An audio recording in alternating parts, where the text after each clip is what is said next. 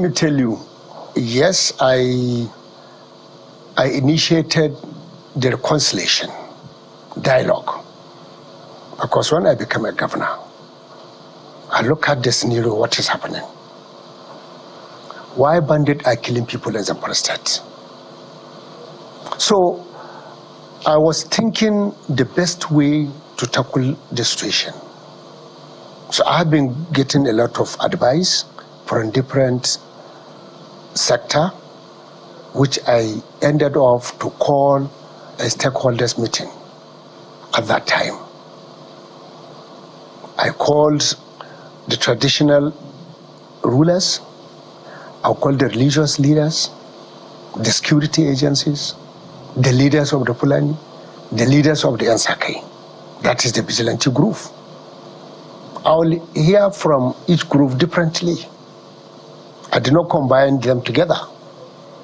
So after we now finish discussions, I now sat down with the security agencies of the state then.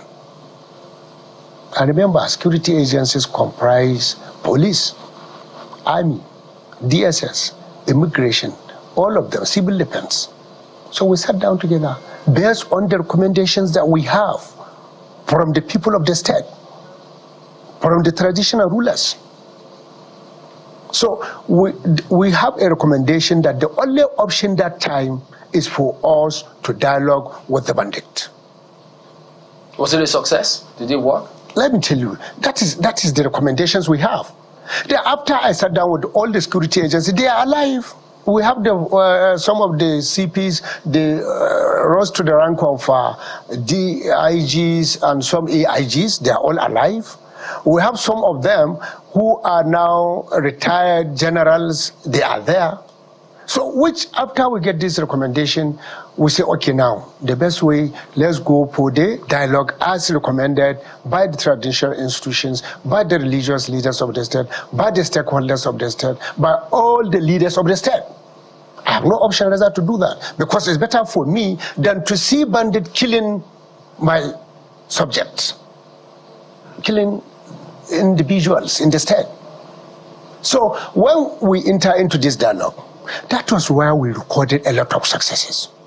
We recovered a lot of ammunitions, and we secured the release of abducted persons in thousands. The record is there. And let me tell you, what they are saying, most of them, they forgot. Even President Buhari, when he went to get the Chibok girls, you should remember, what did he do? What did he do with the Boko Haram during his tenure? He now, reconciles with the BH and release some of their victims, while the Chibok girls were released. And it's a global practice everywhere in the world. That is permissible. If I want my people not to be killed, you can enter agreement with those people so that you can secure the release of those innocent people. What is happening now between Israel and Palestine is the same thing. They are now begging the Palestine to release their. That is. But considering. Do you understand? So now, if people are saying that because of that, everybody in Nigeria knows that there was a time that I initiated the dialogue. Yeah. That's the time that I did that. And I have no regret for that, because I recorded a lot of success then. How many people, including some foreign nationals, I secured the release of them without paying ransom, without paying single kobo. Let me give you an episode. A junior brother to Dawda Lawal was kidnapped 7 months before I took over. He was kidnapped. His name is Yusuf. After we initiated this dialogue, they requested about 500 million ransom, which Dawda refused to pay. But it was based on this dialogue, this person was released unconditionally without paying a ransom. Go and ask. The record is there. Did they know this? Because some of them seem to say no, that he's aware. Everybody, no, this is in a public domain. It is not meant for him to accept, but the record is there. The people of Zamfara can testify to that. They can testify to that. Not me. I cannot be judge of myself. But you should go and ask the people of Zamfara. The record is there. The record will not lie.